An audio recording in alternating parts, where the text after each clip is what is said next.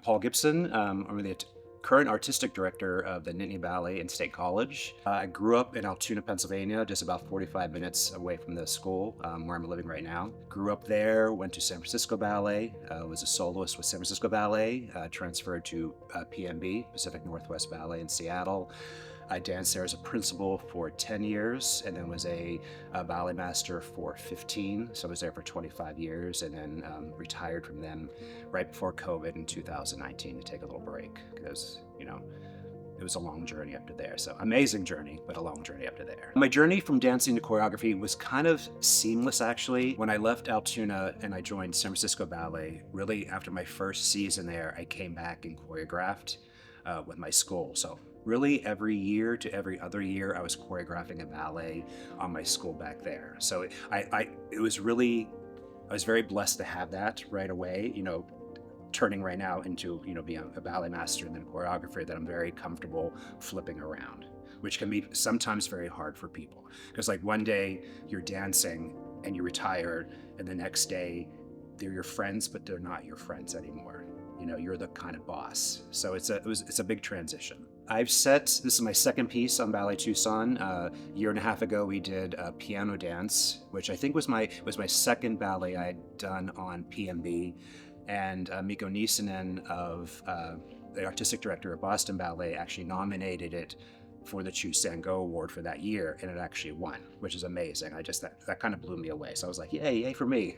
So, but this will be my second ballet here. I love being here. It's like, I have a great connection with Maggie over the years at PMB, coaching her, as a ballet master, and I love the dancers here. They're so wonderful to work with. They're so honest and eager, and it's a great collaboration with me and the dancers here. So I'm very excited. Creating this ballet, it was in 2008, so that was almost 20 years ago, right? I just finished Piano Dance, which is the big one I did. It was like, when that ballet was done, I was like, that's my thing. That's the best thing I've done, so I was just like, yes, this is it. Going into this one, I wanted to do something different because that was solo piano. Before that, I had done a Morton Gould piece, which was very jazzy, solo clarinet, really kind of fun and upbeat. And I was like, I loved Philip Glass, but I heard so much Philip Glass all the time. And I was like, okay, I'm just going to search Philip Glass, 24 hours a day. And this CD came up of, I think it's called Secret Agent. There's two of them. I think Secret Agent and Sense of Doubt. You can fact check me on this. But it was so different and like movie score-ish without being movie score-ish. And then when I'm listening to it, I don't hear Philip Glass, the da-da-da-da-da-da-da, those kind of rhythms. So I was like, this is kind of cool, and it'll be so interesting to hear it live with our orchestra at PMB. So that's sort of how we came about that way. And then choreographing, I just go in the studio and go. Sometimes when I'm working now as artistic director of Nittany Ballet, I don't pre-choreograph anymore. I like the more collaborative process. And when I first started with PMB and choreographing, like I had everything semi-set to start and came in. And then sometimes I feel what I've learned from that is I sort of lose the connection of creating on that person other than I'm setting these steps on you. Yeah, it's different like also too when you have bigger groups because you have like patterns, you want to like figure that out before you get in there and look like a, whatever, saying, I don't understand this, that stuff, but like just choreographing and then finding nuances. Sometimes a dancer does something you do, but they do it differently, and that's sometimes better than what's in your head. It's called Sense of Doubt because that's the 𝘚𝘺𝘭𝘷𝘪𝘢 music's name. Simple as that. Yeah.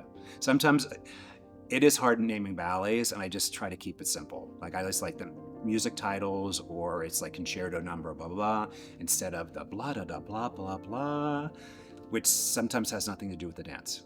This does. Sense of Doubt, for what you hear, bum, bum, bum, bum, Sense of Doubt. Perfect. The choreographers has inspired me for all my works. The Balanchine works, which I love dancing, or loved dancing. Just the speed of it, the purity of it. I did a few classical things, but choreographing, I could do a classical ballet because it's more into the ballet realm, but like when you think of I think of 𝘔𝘰𝘮 and 𝘚𝘺𝘺, those ballets are amazing. They're amazing to dance, but something that I can't choreograph. it's like I can do them, but that's not in me. I would feel like I'm just trying to imitate them as choreographers. Like my style is that neoclassical, that just comes out of me. I think the difference between watching a full-length ballet and a mixed rep is that in the full lengths, you have a story. So you're starting the story and it's going to the end. How does this story end? So you're locked in for 2.5 hours to 3 hours. In a mixed rep, you have 3 to 4 different things. You may not like the first one. You know, okay, here comes a new one that I might like or not like as well. And it just continues through that mixed rep. But in a story ballet, you're locked in for that style, that story, start to finish.